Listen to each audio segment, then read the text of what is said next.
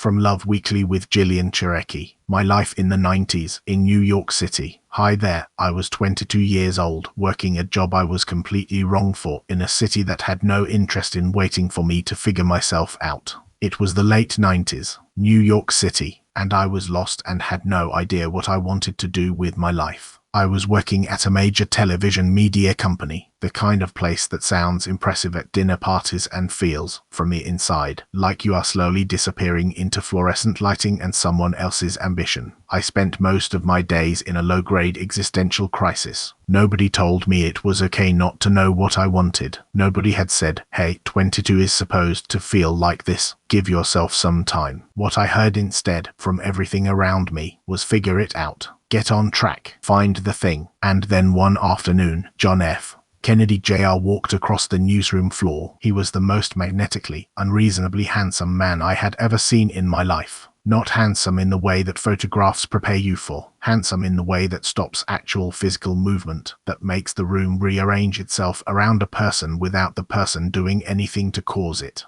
He moved through that newsroom like someone who had never once in his life questioned whether he belonged in a room. I stood completely still and watched him and had exactly one thought, which was, well, there it is. Proof that certain humans are simply operating at a different resolution than the rest of us. And then he was gone, and I went back to my desk, and my existential crisis resumed. But here's the thing about New York in the 90s, the thing I want you to actually understand if you weren't there. The city had this energy of physical, almost electrical hum that made even the hard parts feel worth it. There were no cell phones. Not really. Not until the very end of the decade. If you wanted to see your people, you made plans. Real plans, written in the calendar in your head, and you kept them because there was no other way to find each other. No social media. No curated, filtered, algorithmically optimized presentation of a life. Just actual lives being actually lived by actual people with actual faces who had not yet discovered what could be done to those faces with needles and fillers. We wore t-shirts and jeans. We barely wore makeup. We looked like ourselves, which sounds unremarkable and was, I now understand, a genuine gift. The clubs were something else. We'd go out and dance until 5 in the morning, not to be seen, not to post about it, just because the music was incredible and the night was alive, and that's what you did. Then walked home through streets that were just beginning to turn pink with morning, talking about everything and nothing, completely alive in the way that you are alive when you are young and in New York and the night has just given you everything it had. The restaurants didn't require reservations. The parties were everywhere. I hopped from job to job through most of those years, trying to find something that fit. Nothing did, for a long time. I could not have told you what I was moving toward. If you had told me back then standing in that newsroom, watching JFK Jr. cross the floor completely clueless about my future, that I would eventually teach yoga and then build a career helping people understand themselves and their relationships, I genuinely would not have believed you. That wasn't even in the category of things I could imagine.